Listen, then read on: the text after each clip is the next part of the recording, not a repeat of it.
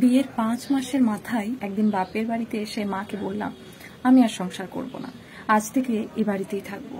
মা শুনে বলল, অসুবিধা কি আছে, আর তোর বাবার এত বড় বাড়ি এমনিতেই তো পড়ে আছে, তাই এসেছিস যখন সব জিনিসপত্র গুছিয়ে নিয়ে এসেছিস তো?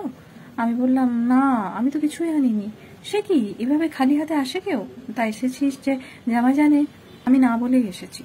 জামাইকে বলে আসবি তো, শাশুড়ি মানুষটা তো খারাপ জানি, জামাই তো ভালো, ওকে না বলে চলে আসাটা ঠিক হয়নি তোর। তুই ফিরে যা, জিনিসপত্র সব গুছিয়ে নিয়ে চলে আয়, সেই সঙ্গে জামাইকেও নিয়ে চলে আয়। শাশুড়িকে জব্দ করতে হলে ছেলেকে ঘরে রেখে এলে হবে না।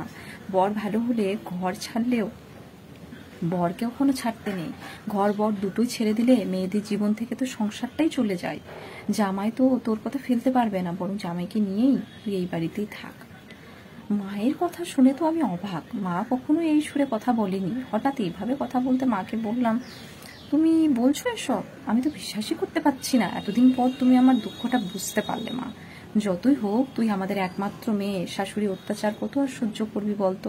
তোর বাবাও চাই তুই এই বাড়িতে এসে থাক। এক কাজ কর, জামাইকে বুঝিয়ে সুঝিয়ে নিয়ে চলে আয়, তবেই তো শাশুড়ি জব্দ হবে। ঠিক বলেছ, তোমার জামাই মনে হয় রাজি হবে না।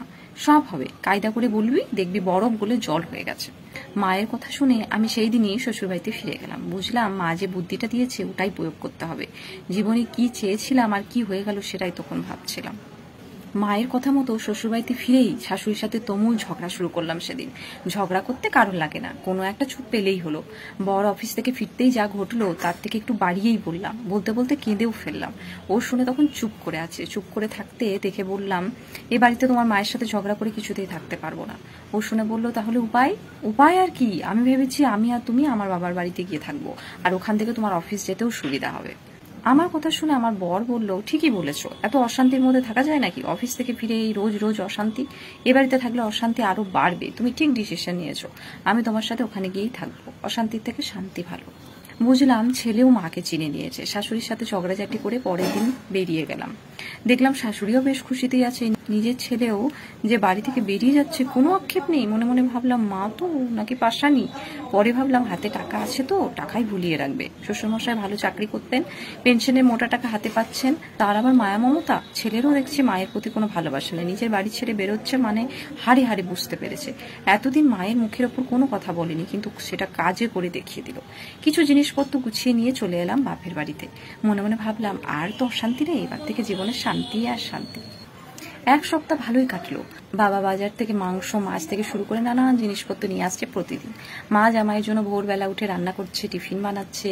রাতের খাবার যেগুলো খেতে ভালোবাসে সেগুলোই মা নিজে হাতে করছে।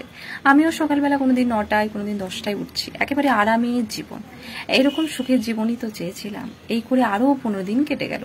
এদিকে আমার বড় দিব্যি বেশ আছে, না বাজার দোকান করতে হচ্ছে, না অন্য কোনো কাজ করতে হচ্ছে, কিছুই না। এদিকে মায়ের যেমন কাজ বেড়েছে তেমনি বাবার খাটুনিও বেড়েছে। ছুটি দিনগুলোতে আমার বর আর আমার থেকেও দেখছি বেশি দেরি করে ঘুম থেকে উঠছে, অথচ নিজের বাড়িতে দেখতাম 7 সকালে উঠে সব কাজ করতো। ছুটি দিন মানেই কত কাজ ছিল, অথচ এই বাড়িতে এসে এই আয়েসে হয়ে ওঠাটা আমার ঠিক ভালো লাগছিল না। অথচ আমার বাবা মায়ের খাটুনি দেখে খারাপ লাগতো। রবিবারের একদিন সকালে প্রচন্ড চিৎকার আমার ঘুম ভাঙলো। নিচে নেমে গিয়ে দেখি আমার বাবার সাথে বরের কথা কাটাকাটি চলছে। আমার বর দেখি বাবাকে ভীষণ উল্টোপাল্টা কথা বলে অপমান করছে। দেখি তো ভীষণ খারাপ লাগলো। বরকে বললাম, তুমি মানুষ না অমানুষ? দেখতে পাচ্ছ একজন বয়স্ক মানুষ, তুমি এভাবে বলছো, তোমার লজ্জা করে না? আমার বর বলল, তোমার তো বলার কোনো অধিকারই নেই এখানে। তুমি যখন আমার মায়ের সাথে এরকম খারাপ কথা বলতে, আমি তো তোমাকে কখনো কিছুই বলিনি। পরে তোমাকে শান্ত মেজাজে বুঝিয়েছি, কিন্তু তুমি আমার কথা বোঝোনি। তাহলে এখানে তুমি কেন বোঝাচ্ছ? আর যদি এইটুকুতে তোমার খারাপ লাগে, তাহলে 4-5 মাস ধরে তুমি আমার মাকে কত খারাপ কথা বলেছো, ভাবো তাহলে তার কতটা খারাপ লেগেছে বা আমার কতটা খারাপ লেগেছে। আমি তো তোমার সাথে খারাপ ব্যবহার করিনি, তাই তুমিও আজ আমাকে এইভাবে বলতে পারো না। এই ব্যাপারটার পর থেকেই দেখলাম বাবা মায়ের মধ্যে প্রায় ঝামেলা হয়ে যাচ্ছে।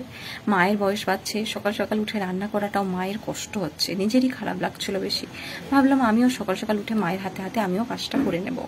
কদিন করার চেষ্টা করলাম, দেখলাম আমার মা আমার কাজ ঠিক মায়ের পছন্দ হচ্ছে না। মা কোথায় কোথায় বলতে লাগলো, আমার সংসারে কাজকর্ম আমি যতটা ভালো বুঝি তুই অতটা বুঝবি না। গভীরভাবে ভাবলাম এই সংসারটা আমার মায়ের, আমার নয়। মাকে কিছু বললাম না, আর ভুল বুঝতে পারলাম। নিজের মা যদি আমার তার সংসারটা ছেড়ে না দেয়, শাশুড়ি বা সহজে ছেড়ে দেবে কেন? সংসারের দায়িত্ব পেতে গেলে শাশুড়ির কাছ থেকে পাওয়াটাই পরম্পরা।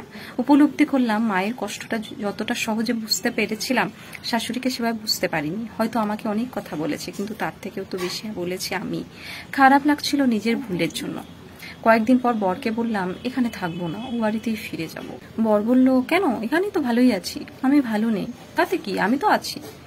বরকে বুঝিয়ে সুঝিয়ে একদিন সকালে ব্যাগ গুছিয়ে নিয়ে বেরোবো বলে রেডি হয়েছি। দেখলাম আমার মায়ের মুখটা বেশ হাসি হাসি। আমি যে চলে যাচ্ছি তাতে মায়ের কোনো আক্ষেপ নেই। মা শুধু বলল, আবার আসিস, একটি বাড়ির জন্য আটকালো না। আমি ফিরলাম শ্বশুর বাড়িতে। আমি ফিরে যাওয়াতে শাশুড়ি দেখলাম দারুণ খুশি। দুপুরে আমার পছন্দ মতো রান্না করেছে। আমি যেটা ভালোবাসি সেটাই রেঁধেছেন, আলু পোস্ত, মসুর ডাল, বেগুন ভাজা আর আমের চাটনি। কি তৃপ্তি করে খেলাম। খাওয়ার পর শাশুড়ি আমার পাশে এসে বসলেন।